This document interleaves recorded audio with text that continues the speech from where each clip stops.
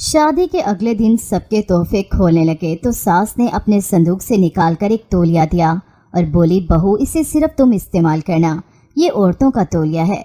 मैंने वो सास से ले लिया, अब मैं ही उसे इस्तेमाल करती। 4 दिन बाद हामला हो गई। सब बहुत खुश थे, लेकिन मुझे कुछ अजीब लग रहा था।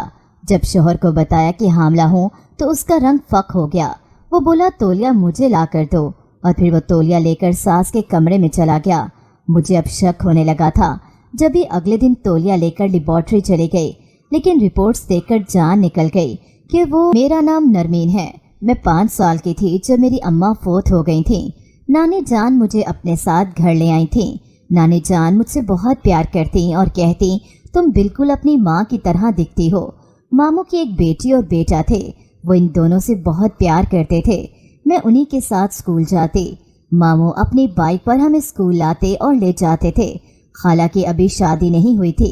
खाला मेरा बहुत ख्याल रखती, मेरी देखभाल करती, मुझे अपने साथ रखती थी, कभी किसी चीज़ की कमी नहीं आने देती थी। जब मैं 12 साल की हुई तो खाला की शादी हो गई और वो ब्याह कर दूसरे शहर चली गई और शादी के बाद अपने ससुराल में मसरूफ़ हो गई। मैं खाला को बहुत याद करती और उदास रहती। नानी ने मुझे समझाया कि हर लड़की इसी तरह रुखसत होकर दूसरे घर चली जाती है, उसे अपना मैका छोड़कर ससुराल जाना पड़ता है। मैंने उदास से लहजे में नानी जान से कहा, नानो मैं ससुराल नहीं जाऊंगी, मैं हमेशा आपके पास रहूंगी। नानो ने मुझे प्यार से देखा और गले लगा लिया। मेरी मामा की तस्वीर तो मैंने देखी थी, लेकिन बाबा की तस्वीर मेरे पास नहीं थी। मैं नानो से अपने ददियाल के बारे में पूछती तो वो कहती कि तुम्हारे दादा दादी बहुत पहले ही फोत हो चुके थे, तुम्हारे बाबा इकलौते थे और बाबा के बारे में कुछ नहीं बताती थी। मैं सोचती कि काश मेरे भी अम्मा अब्बा जिंदा होते तो मुझे कितना प्यार करते, जैसे मामू मुमानी अपने बच्चों से करते हैं। लेकिन यह हसरत दिल में ही रह गई थी। खाला हमसे मिलने आई। मैं खाला को देखकर बहुत खुश थी, लेकिन वो जल्दी ही वापस चली गईं। नानो की तबीयत कुछ दिनों से ठीक नहीं थी। मैं हर वक्त नानो के पास रहती। मुमानी मामू के सामने तो ठीक रहती, लेकिन मामू के काम पर जाते ही वो मुझे घर के कामों में लगा देती और कहती, मैं तुम सबकी नौकरानी नहीं हूँ जो सबकी खिदमतें करती रहो।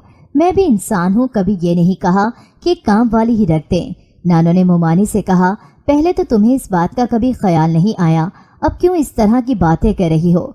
मुमानी ने कहा, आप तो हर वक्त आराम करती रहती हैं और अपनी नवासी को किसी काम को हाथ नहीं लगाने देती। मैं थक चुकी हूँ, मुझसे आप लोगों की खिदमतें नहीं होती। मुमानी की तंज भरी बातें सुनकर नानो ने कहा, तो यूं कहो तुम्हें नरमीन से मसला है। खुदा का खौफ खाओ, तुम्हारे भी 2 बच्चे हैं और तुम्हारी अपनी बेटी नरमीन की हम उम्र है, इसे क्यों नहीं लगाती घर के कामों में। जब दूसरों की औलाद से काम करवाना तुम्हें अच्छा लगता है, फिर अपनी औलाद को भी यही सब करने का कहा करो। फिर नानो ने मुझे कहा, नरमीन छोड़ो ये काम और जाकर अपने पेपर्स की तैयारी करो। जिसका ये घर है वो जाने और इसके काम जाने। वैसे ये सब काम करती है, मगर हम नानी नवासी को 2 वक्त की रोटी देना इसे भारी लगता है।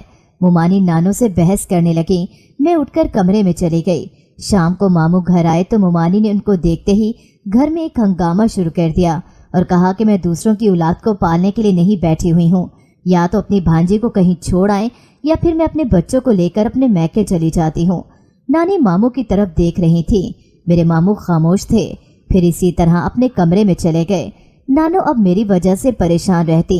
एक दिन जब उनकी तबीयत ज्यादा खराब हुई तो नानो ने मुझे अपने पास बुलाकर कहा, नरमीन मेरी बच्ची, मेरी जिंदगी का कुछ भरोसा नहीं, मैं आज हूँ कल रहूँ ना रहूँ, किसे खबर।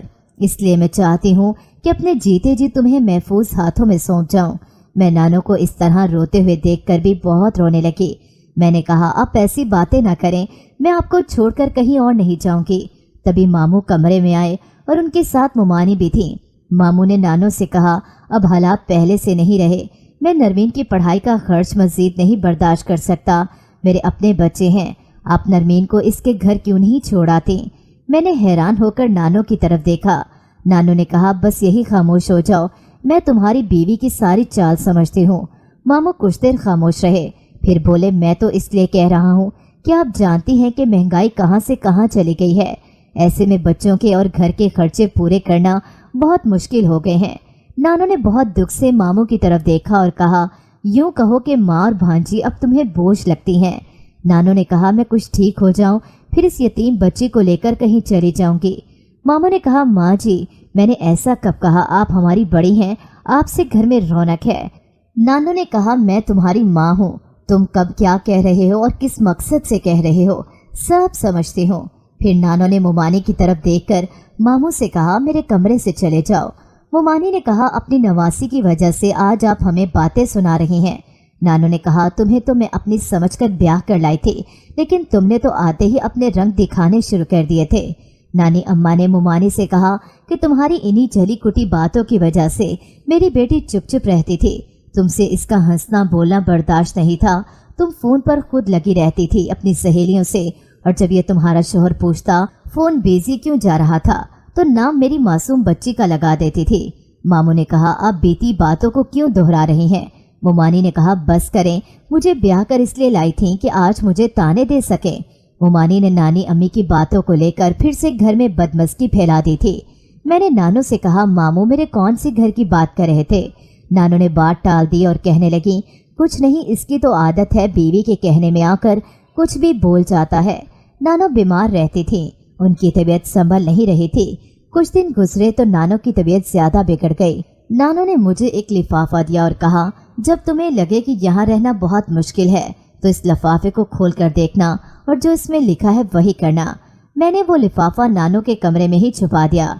नानू मुझे छोड़कर दुनिया से चली गई थी। मैं फिर से तन्हा रह गई। मेरा भी इस घर में दिल नहीं लगता था। मोमानी पहले ही मुझसे बदजन रहती थी, नानू के होते हुए फिर भी खामोश रहती, मुझे कुछ कह नहीं पाती थी। लेकिन नानू के जाते ही मोमानी अपने दिल की भड़ास मुझ पर निकालने लगी।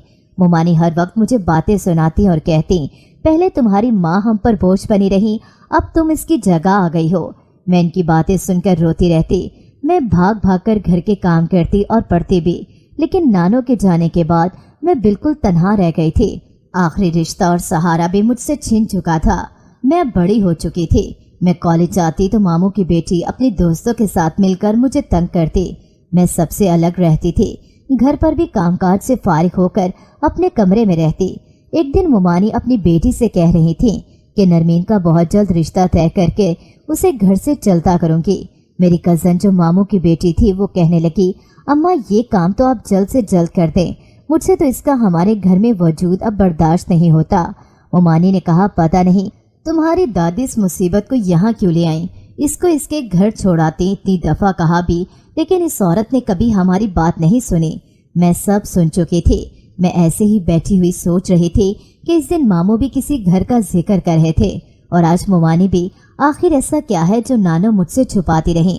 तभी मुझे नानू की बात याद आई। मैं फौरन से उठी और नानू के कमरे में चली गई और वहां से वो लिफाफा निकाला जो नानू ने मुझे जरूरत पड़ने पर खोलने का कहा था।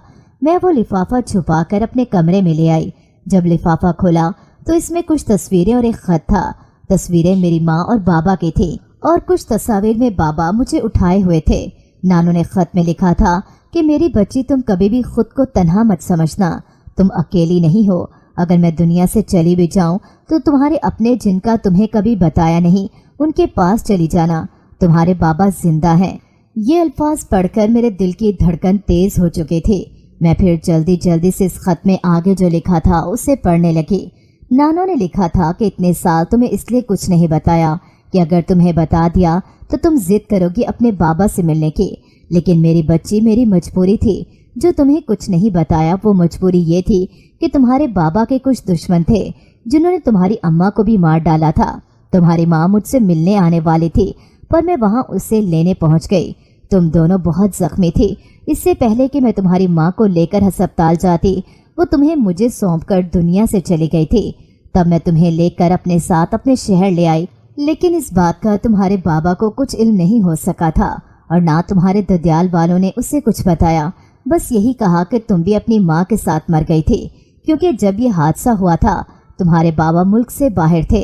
मैंने बहुत दफ़ा तुम्हारे बाबा से मिलना चाहा कि उन्हें तुम्हारे बारे में बताऊं, लेकिन वो पाकिस्तान से बाहर जा चुके थे।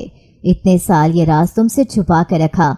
हो सके तो अपने बाबा के पास चली जाना। मेरे बाबा जिंदा हैं और मैं बाप के होते हुए भी इनको देख नहीं सकी। काश नानो मुझे तभी छोड़ाती। मैं रोने लगी। मैं बार बार अम्मा बाबा की तस्वीरों को चूमती और रोती। मुझे अब जल्द से जल्द बाबा के पास जाना था, लेकिन मैं अकेले कैसे जाती? मुझे तो रास्तों का भी पता नहीं। अगर कहीं गलत जगह पर चले गई तो क्या होगा?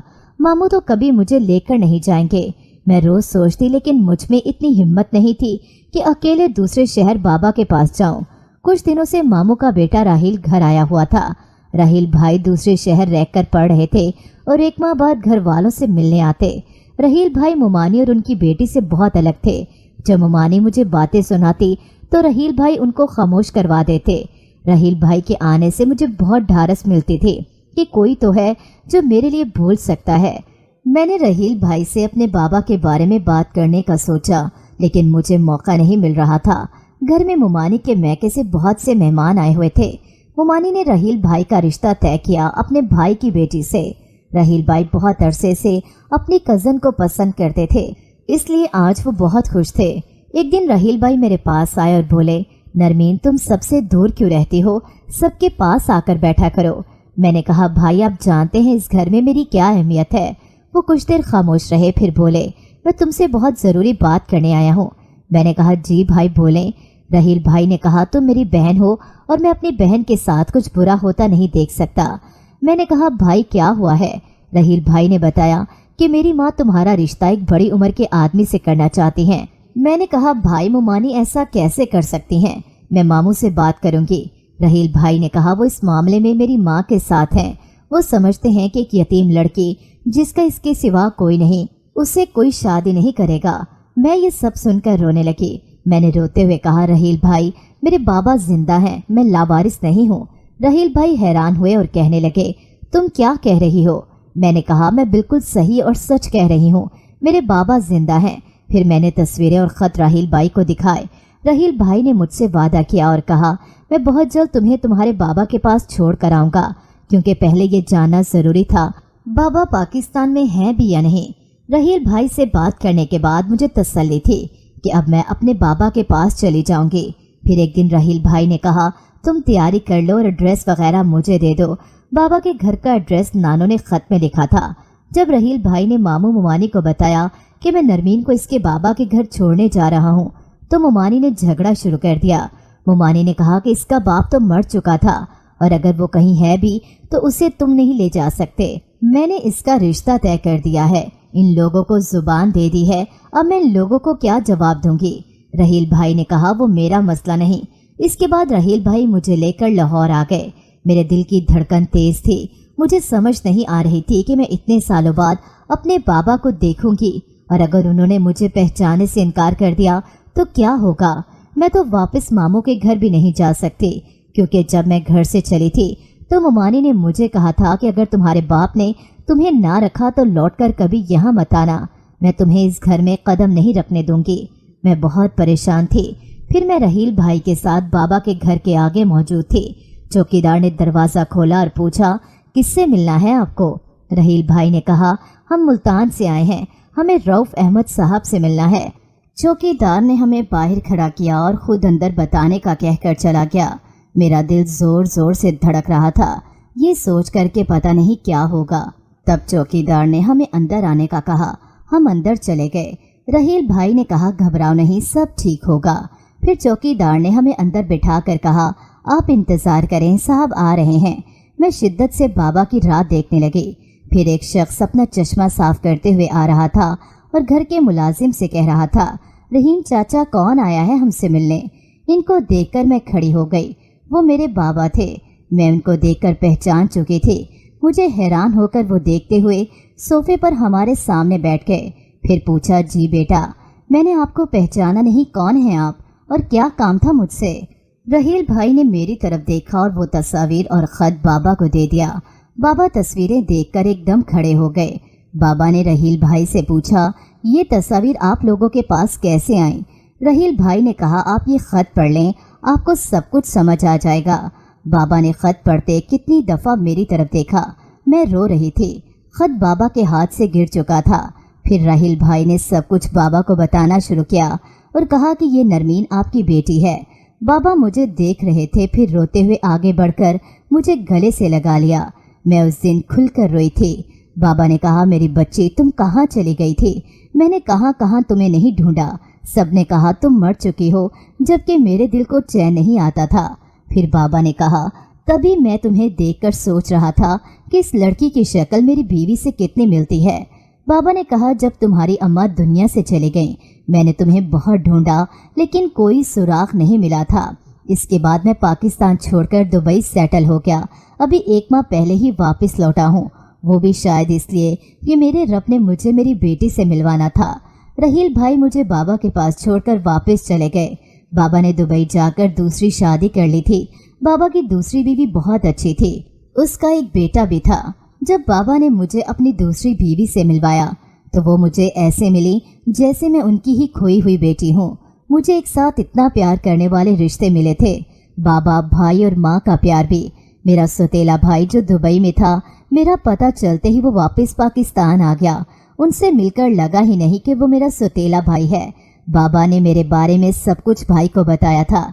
भाई ने कहा कि मैं बहुत छोटा था जब से आपका जिक्र सुनता आ रहा हूँ। मेरी सौतेली माँ मुझे मेरे बचपन की वो तस्वीर जो बाबा ने इतने सालों से संभाल कर रखी थी वो भी दिखाई। मैं बहुत खुश थी। इतनी महरूमियों के बाद सब कुछ मिल चुका था।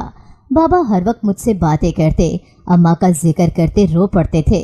मेरे आने के बाद बाबा ने घर पर एक बड़ी दावत रखी और सब खानदान वालों को बुलाया दावत पर और मुझे सबसे मिलाया। बाबा बहुत खुश थे। सबने बाबा को मुबारकबाद दी कि इतने सालों बाद आपकी बेटी आपको मिल गई है। जब मुझे नानी यहाँ से लेकर गई थी तब नानी अम्मी ने डर कर घर भी बदल लिया था, कहीं वो लोग नुकसान ना पहुँचा दें। और अब बाबा के घर में एक जश्न का समा था। मेरा सौतेला भाई मेरे लिए बहुत सारे गिफ्ट लाता। भाई मुझे कहता आपी, आपको पता है मैं बहुत उदास रहता था कि मैं अकेला हूँ, मेरा कोई बहन नहीं। काश मेरी बहन होती, मैं उससे बातें करता, हम खूब खेलते। और जब मुझे पता चला कि आप मिल गई हो तो मेरी खुशी का ठिकाना नहीं रहा। पहली फ्लाइट से पाकिस्तान पहुंचा और अब अपनी बहन के सामने हूँ। मैं बहुत किस्मत वाली थी जिसे माँ बाप और भाई का प्यार मिला। मुझे बाबा के पास आए काफ़ी अरसा हो चुका था। एक दिन बाबा के दोस्त उनसे मिलने आए और मेरे रिश्ते की बात की। बाबा खुश भी थे और साथ उदास भी। बाबा ने मुझे खुद से लगाए कहा कि इतने सालों बाद मेरी बेटी मिली और आज इसकी शादी का दिन भी आ गया। मैंने कहा बाबा, मैं आपको छोड़कर कहीं नहीं जाना चाहती, आप इन्हें मना कर दें। बाबा ने मुस्कुराते हुए कहा तुम परेशान नहीं हो, जब दिल चाहे अपने बाबा से मिलने चली आना। फिर मेरी शादी हो गई। मेरे शौहर बहुत अच्छे थे। हम सब बैठे थे। शादी के अगले दिन सबके तोहफे खोलने लगे। मेरी जेठानियाँ कुछ परेशान सी लगती थी और मुझे ऐसा लगता जैसे सास को गुस्से से देख रही हूँ। फिर सोचा मेरा वहम है, जरूरी तो नहीं जो नजर आता है वही सच हो। फिर सास ने अपने संदूक से एक तौलिया मुझे निकाल कर दिया और बोली बहू, इसे सिर्फ तुम इस्तेमाल करना, ये औरतों का तौलिया है।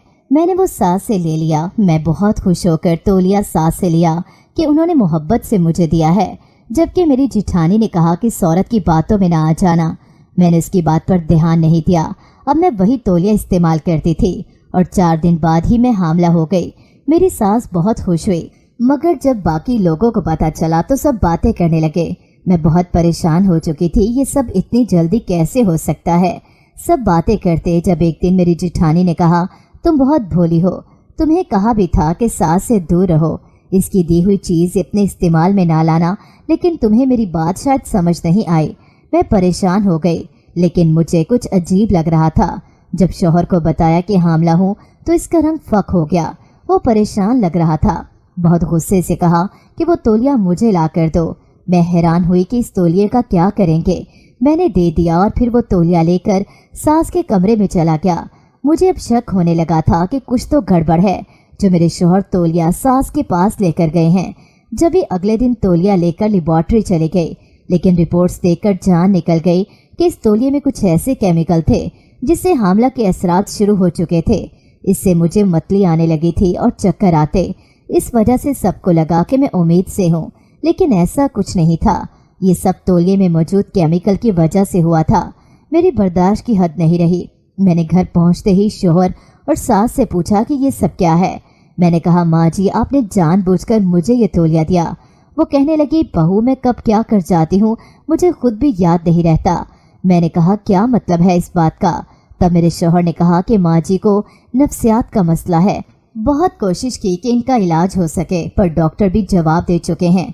मेरे जिठानी ने कहा कि हम इनकी हरकतों की वजह से बहुत परेशान हैं, लेकिन मजबूरी है, सब बर्दाश्त करना पड़ता है। मैं हैरान थी। मैंने अपने शौहर से कहा, आप सब जानते थे और मुझे बताया नहीं, मैं कितनी परेशान रही। मेरे शौहर ने कहा, मैं मजबूर हूँ, माँ है मेरी, उनको कुछ कह भी नहीं सकता। फिर वो मेरी सास से कहने लगे, माँ जी आप अपनी इस आदत को कब छोड़ेंगी? आप जानती हैं आप इस हरकत की वजह से नरमीन को कुछ हो जाता तो क्या बनता। ऊपर से सारे खानदान वाले बातें करते, इसके किरदार पर शक करते। मैंने कितनी कोशिश की आपको समझाने की, लेकिन आप बात नहीं आती। मैं थक चुका हूँ अब, और मुझसे बर्दाश्त नहीं होता, क्योंकि मेरे ससुर ने बताया था कि मेरी सास को कुछ भी नहीं है, वो ये सब जानबूझकर करती हैं। और फिर मेरे शौहर का ट्रांसफ़र दूसरे शहर हो गया, और राहील भाई से मेरी बात होती रहती थी। हुमानी के साथ वही सब हो रहा था जो उन्होंने मेरे और नानी अम्मी के साथ किया था। हमें लगता है कि हमारे साथ जुल्म करने वाला सुकून से जिंदगी जी रहा होगा। हर इंसान ने अपने किए का हिसाब देना होता है, और इसके हिसाब का भी एक वक्त मुकर्रर होता है। लोग भूल जाते हैं, पर हमारा रब कभी नहीं भूलता। पड़ा था, हर तरफ शदीद धुंध छाई थी। इस वक्त कोई पागल ही होता जो अपने घर में गर्म बिस्तर को छोड़कर यहाँ आ बैठता, मगर मैं यानी लारेब शाह तो वाकई में पागल ही थी, जो इस धुंध भरी सुबह में सब कुछ भुलाए अपने इर्द गिर्द से बेपरवाह होकर इस ठठरा देने वाली सर्दी में यहाँ पीपल के दरख्त के नीचे बने बेंच पर बैठी हुई थी। परिंदे भी इस वक्त चहचहा नहीं रहे थे, शायद ठंड की वजह से अपने आशियानों में दुबके बैठे थे।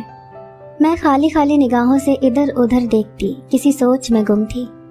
बीजान अक्सर कहा करती थी कि लड़कियों को तन्हाई में सोचने का मौका ही ना दो, उनके दिमाग में फतूर आ जाया करता है। और ये तो हम सब जानते थे कि बीजान के नज़दीक इस फतूर का नाम मोहब्बत था। उनके नज़दीक मोहब्बत किसी गुनाह की मानंद थी, और ज़हे नसीब ये गुनाह उनके लाडले बेटे यानी मेरे सबसे छोटे चाचू ज़रियाब चचा से सरजद हो गया था। आजकल घर पर यही बात मौजूए गुफ्तगू रहती थी। घर भर में किसी का भी बीजान के आगे बहस करना तो दूर, एतराज़ उठाने तक की हिम्मत भी ना होती थी। ये तो चचा थे जिन्हें बहुत ही लाडों से बीजान ने पाला था, और बस इसी जोम में वो डट कर खड़े हो गए थे। वैसे मुझे समझ नहीं आती थी कि बीजान को पसंद की शादी से इतनी चिढ़ क्यों है। मजाल है जो वो किसी को पसंद की शादी करने देते। उनके उसूल बड़े कड़े थे। उन्होंने अपने सारे बच्चों के रिश्ते अपनी मर्जी से ही तय किए थे। मेरी 2 फुफ्फो थीं और 3 चाचू। मेरे अब्बू अपने बहन भाइयों में सबसे बड़े थे। दोनों फुफ्फो की और 2 चाचू की शादी हो चुकी थी। मेरी एक फुफ्फो बाहर मुल्क में रहती थी और एक हमारे ही मोहल्ले में हमारे घर से चंद घर छोड़कर। हम जॉइंट फैमिली में रहते थे। घर पुराने वक्तों के तर्ज पर बना हुआ था। बड़ा सा लोहे का स्याह गेट था। सामने ही बड़ा सा सहन था, जिसके एक तरफ दादी ने अपनी बागबानी के शौक को पूरा करते हुए पौधे वगैरह लगा रखे थे। घर के 3 पोर्शन थे। सबसे नीचे वाले पोर्शन में दादी, चचा और दादा रहते थे। हम दूसरे पोर्शन पर रहते थे, और एक चचा अपनी फैमिली के साथ ऊपर वाले पोर्शन में मुकीम थे। सबसे बड़े चचा की जॉब दूसरे शहर में थी, इसलिए वो शुरू से ही बमा फैमिली वहीं रहते थे। हमारा खानदानी बिजनेस था, सारे मर्द उसी में लग गए थे सिवाय बड़े चचा के। उन्हें एक मल्टीनेशनल कंपनी में जॉब की ऑफर आई तो उन्होंने झट से कबूल करके जॉब करना शुरू कर दी। शुरू में सबने मना भी किया, मगर वो अपनी धुन के पक्के निकले। मेरे 2 भाई थे और दोनों ही मुझसे बड़े थे। मैं इकलौती बेटी थी अपने वालिदैन की। मेरी कजन्स और हम सब की आपस में खूब बनती थी। घर पर बीजान का सिक्का चलता था, वो ही हर चीज़ का फैसला करती थी। वो घर की बड़ी थी और सब उनके फैसलों का एहतराम करते थे, मगर कभी कभी सब तंग भी आ जाते थे, क्योंकि वो बाज़ दफ़ा ज़बरदस्ती के फैसले भी थोप देती थी दूसरों पर, बिना किसी के जज्बात की परवाह किए।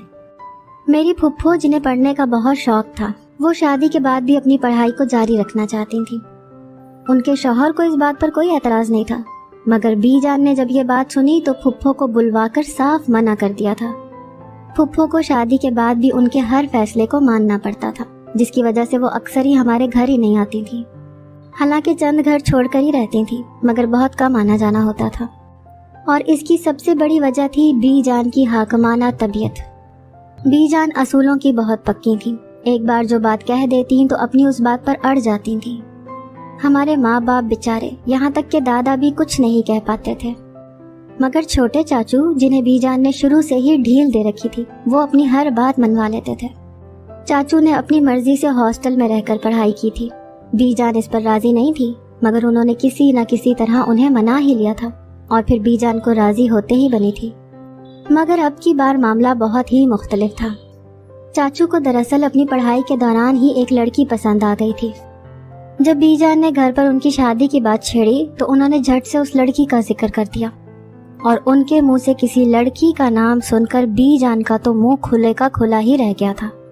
वो दरअसल उनकी शादी अपनी भांजी से करना चाहती थी और बिना किसी को बताए, किसी से पूछे या मशवरा किए बिना ही उन्होंने अपनी बहन के साथ बाला ही बाला बात भी कर ली थी। रिश्ता तकरीबन पक्का ही कर दिया था और वो हर सूरत चाचू की शादी वहीं करने का तहैया किए बैठी थी।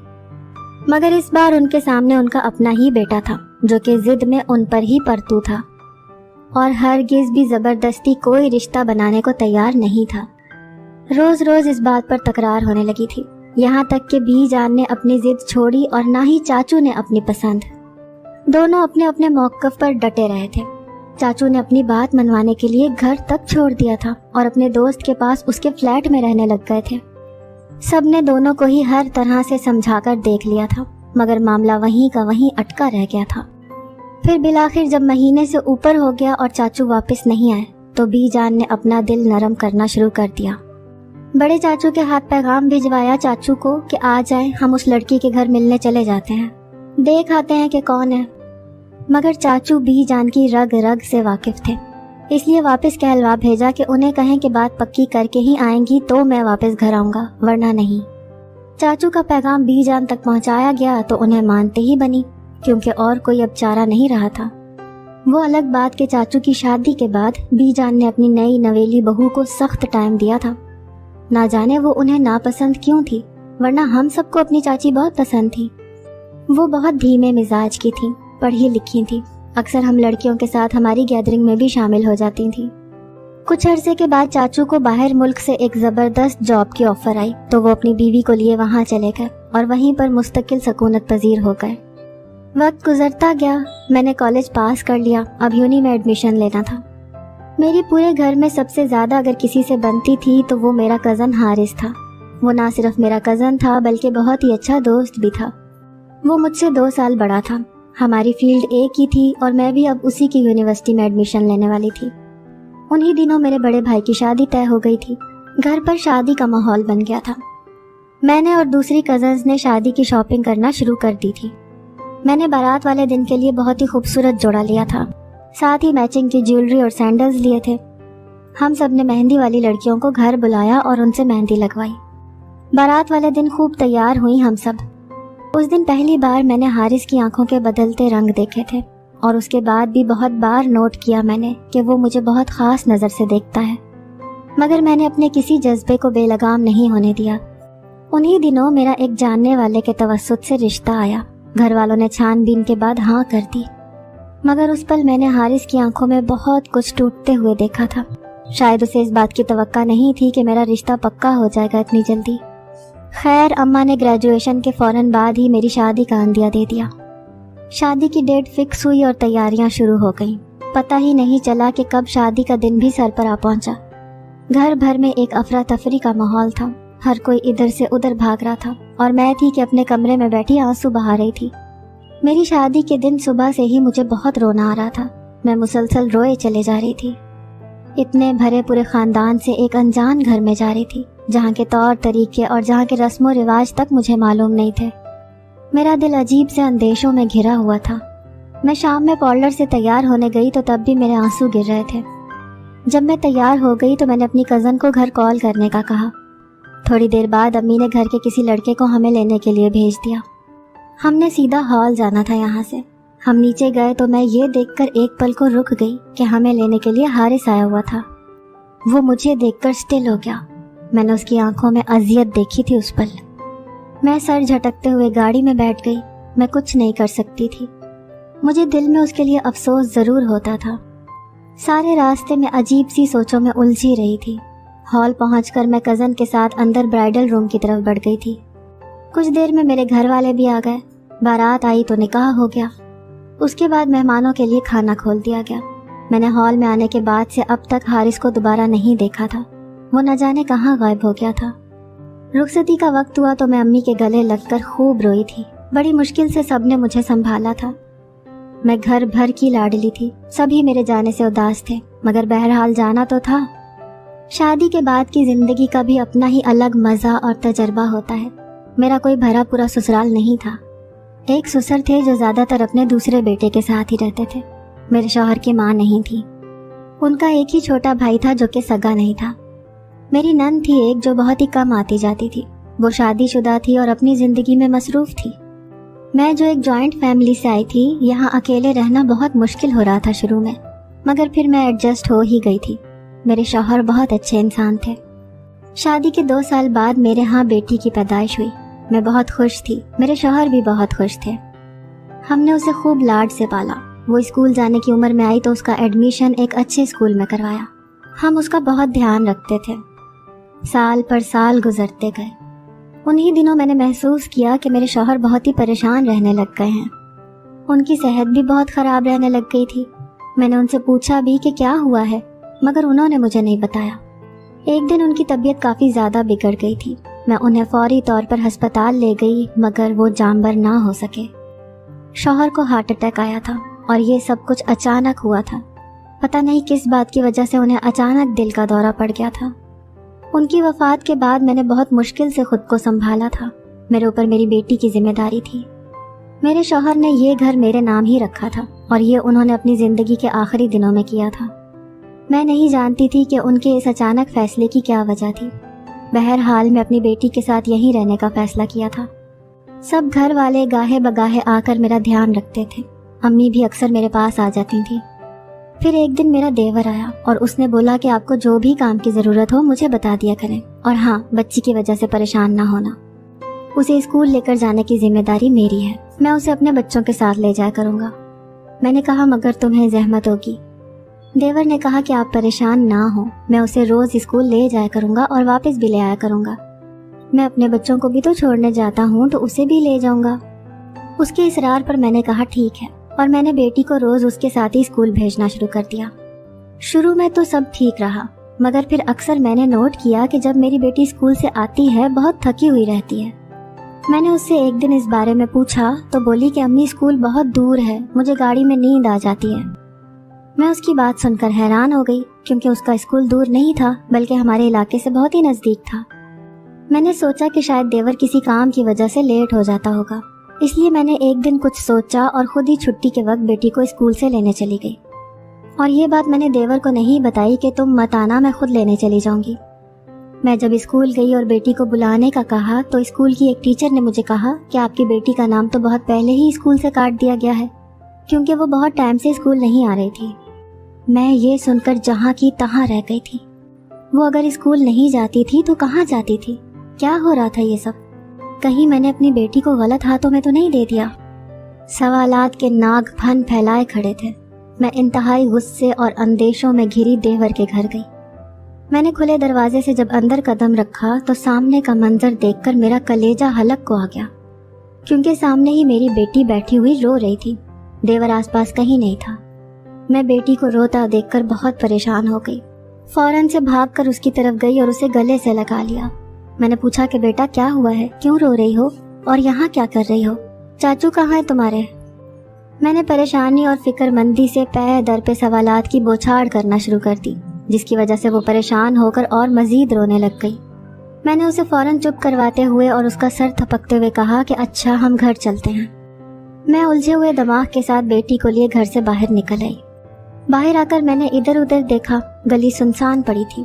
रिक्शे के लिए मुझे मेन रोड पर जाना था। अब मैं बेटी का हाथ पकड़कर मेन रोड पर आ गई। गर्मी शदीद हो रही थी, सूरज गोया आग बरसा रहा था। 2 मिनट हो गए थे हमें खड़े हुए कि एक रिक्शा हमारे पास आकर रुक गया। मैंने जल्दी से रिक्शे वाले को पता बताया और बेटी को लिए रिक्शे में बैठ गई। मुझे डर था कि कहीं देवर ना आ जाए कहीं से, क्योंकि मैं नहीं चाहती थी कि मेरी बेटी उसे देखकर किसी भी तरह की परेशानी से दो चार हो। मैं रास्ते भर अजीब सी सोचों का शिकार रही।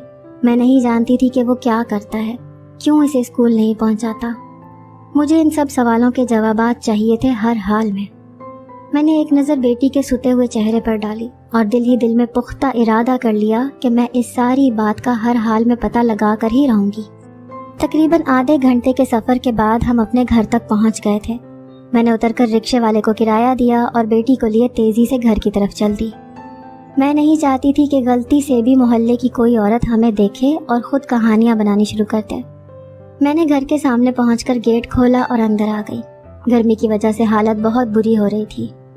میں نے فل پنکھا چلایا اور بیٹی کو بٹھایا، جلدی سے کچن میں گئی اور لیموں کا شربت بنا کر لے آئی۔ خود بھی پیا، بیٹی کو بھی پلایا، جس سے حواس تھوڑے ٹھکانے پر آئے۔ میں نے کچھ دیر کی خاموشی کے بعد بیٹی کی طرف دیکھا اور اسے پیار سے اپنے پاس بلایا۔ وہ میرے پاس آ کر بیٹھی تو میں نے اس کے ننھے ہاتھ اپنے ہاتھوں میں لیے اور اس سے پوچھنا شروع کیا کہ کیا بات ہے، آپ اتنے دن سے اسکول کیوں نہیں جا رہی ہو؟ اس نے کچھ دیر خاموشی سے میری طرف دیکھا اور پھر مجھے دھیرے دھیرے سب بتانا شروع کیا۔ جیسے جیسے وہ مجھے بتا رہی تھی ویسے ویسے میرے چہرے کا رنگ بدلتا جا رہا تھا۔ کیسے میں نے اس شخص پر بھروسہ کر لیا تھا، کیسے آخر؟ مجھے خود پر بھی غصہ آنے لگا۔ میں نے خود کو بمشکل کنٹرول کیا اور بیٹی کو سلانے کے لیے کمرے میں لے گئی۔ جب تک وہ سو نہیں گئی میں اس کے پاس ہی رہی تھی۔ میں نے دل ہی دل میں سوچ لیا تھا کہ مجھے کیا کرنا ہے۔ میں اٹھ کر دبے قدموں سے باہر آئی تاکہ بچی کی نیند خراب نہ ہو۔ باہر آ کر میں نے موبائل اٹھایا اور کال لاگ سے ایک نمبر نکال کر اس پر کال کی۔ تیسری بیل جانے پر کال ریسیو کر لی گئی تھی۔ میں جانتی تھی کہ دوسری طرف فون پر موجود شخص حیرت کا شکار ہوگا میری کال دیکھ کر، مگر اس وقت صرف وہی تھا جو اس مسئلے کا حل نکال سکتا تھا بنا کسی کو کچھ خبر کیے۔ میں نے کہا، حارث مجھے تمہاری مدد کی ضرورت ہے اور یہ میری بیٹی سے جڑا ہوا مسئلہ ہے، اس لیے میں نہیں چاہتی کہ کسی کو بھی اس کی خبر ہو۔ میں نے کہنا شروع کیا۔ اس نے کہا کہ ٹھیک ہے، میں ابھی شہر سے باہر ہوں، کل تک ہر حال میں پہنچنے کی کوشش کرتا ہوں، تم گھر آ جانا، وہیں بیٹھ کر بات کریں گے۔ اس کی بات سن کر میں نے کہا ٹھیک ہے، میں کل ہی گھر پر آ جاؤں گی۔ اس کے بعد میں نے فون رکھ دیا۔ ویسے بھی کافی دن ہو گئے تھے میں میکے نہیں گئی تھی۔ میں نے دوبارہ فون اٹھایا اور امی کو کال کر کے اپنے آنے کی اطلاع دی۔ امی نے کہا کہ ٹھیک ہے، وہ بھائی کو بھیج دیں گی لینے کے لیے۔ میں نے اپنا کچھ تھوڑا بہت سامان پیک کیا۔ میرا ارادہ اب وہیں رہنے کا تھا، کم از کم تب تک جب تک یہ مسئلہ حل نہیں ہو جاتا تھا۔ میں اس شخص کا سامنا ہرگز بھی نہیں کرنا چاہتی تھی، اسی لیے چپ چاپ میکے جانے کی تیاری کرنے لگی۔ پورا دن میرا ایسے ہی گزرا اپنی بیٹی کے بارے میں سوچتے ہوئے۔ میں نے اسے بھی سمجھا دیا تھا کہ کسی سے بھی اس بات کا ذکر ہرگز مت کرنا، کوئی اگر پوچھے تو مجھے آ کر بتانا، جس پر وہ سر ہلا کر رہ گئی تھی۔ اگلی صبح ہم ناشتے سے ابھی فارغ ہی ہوئے تھے کہ بھائی لینے آ گئے ہمیں۔ انہوں نے آفس جانا ہوتا تھا تو جلدی آ گئے تھے۔ جس دن وہ آئے تھے اس سے ٹھیک 1 گھنٹے بعد میرے دیور نے بیٹی کو لینے آنا ہوتا تھا۔ میں اس کے آنے سے پہلے ہی نکلنا چاہتی تھی۔ میں نے جلدی سے سوٹ کیس اٹھایا اور بیٹی کو لیے باہر آ گئی۔ بھائی نے سارا سامان گاڑی میں رکھا، جب تک میں نے گیٹ اچھے سے لاک کر دیا تھا۔ ہمارے گاڑی میں بیٹھتے ہی بھائی نے گاڑی آگے بڑھا دی۔ میرا میکہ تھوڑا دور تھا میرے گھر سے، شہر کے آخری کونے پر تھا، اسی لیے ہمیں پہنچنے میں 1.5 گھنٹہ لگا تھا۔ سارے راستے بھائی سے ادھر ادھر کی باتیں ہوتی رہیں۔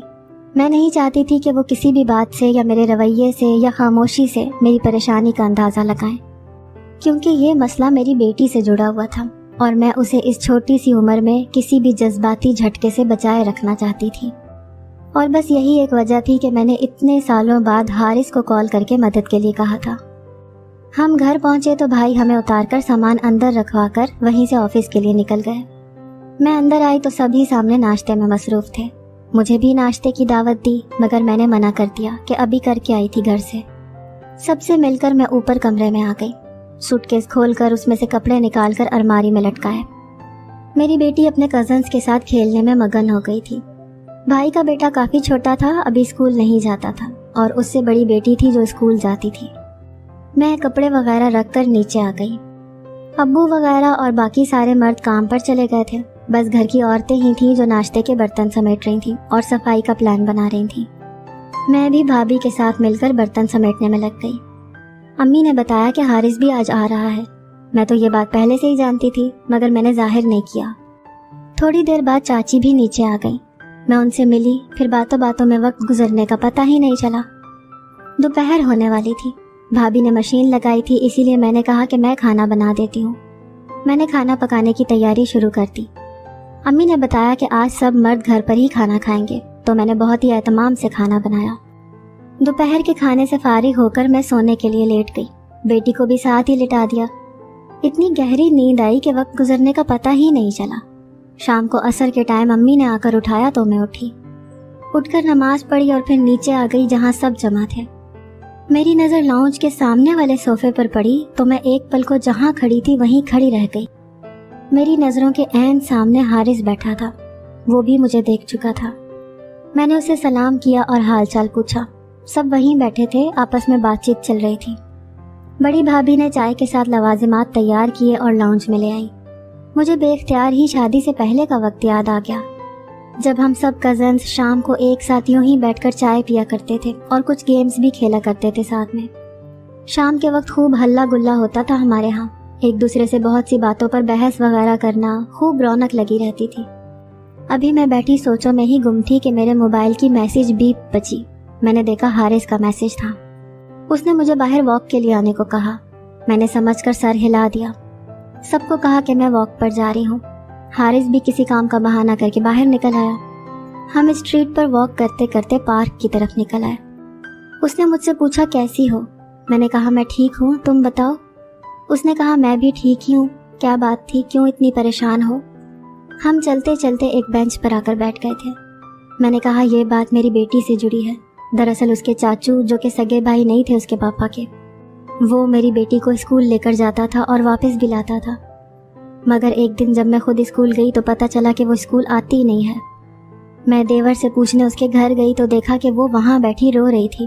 میں اسے گھر لائی اور جب اس سے ساری بات پوچھی تو اس نے بتایا کہ چاچو روز مجھے اپنے ساتھ اپنے گھر لے جاتے ہیں، وہاں مجھے عجیب سا پاؤڈر کھلاتے ہیں، وہاں اور بھی لوگ ہوتے ہیں، مجھے وہ کھا کر کچھ عجیب سا ہوتا ہے مگر بہت دل کرتا ہے کہ اور کھاؤں۔ اس دن وہ مجھے کوئی انجیکشن لگانے والے تھے، تبھی ان کے پاس کوئی کال آئی اور وہ جلدی میں نکل گئے۔ میں نے حارث کو ساری بات بتا کر کہا کہ دیکھو حارث، میں نہیں جانتی کہ وہ شخص کیا چاہتا ہے، مگر اس کے پاپا بہت پریشان تھے اپنے آخری دنوں میں، گھر بھی اچانک سے میرے نام کر دیا تھا۔ میں بس اپنی بیٹی کو بچانا چاہتی ہوں ہر مسئلے سے۔ میری بات سن کر اس نے کہا کہ مجھے اس کا ایڈریس وغیرہ دو۔ میں نے اسے دے دیا۔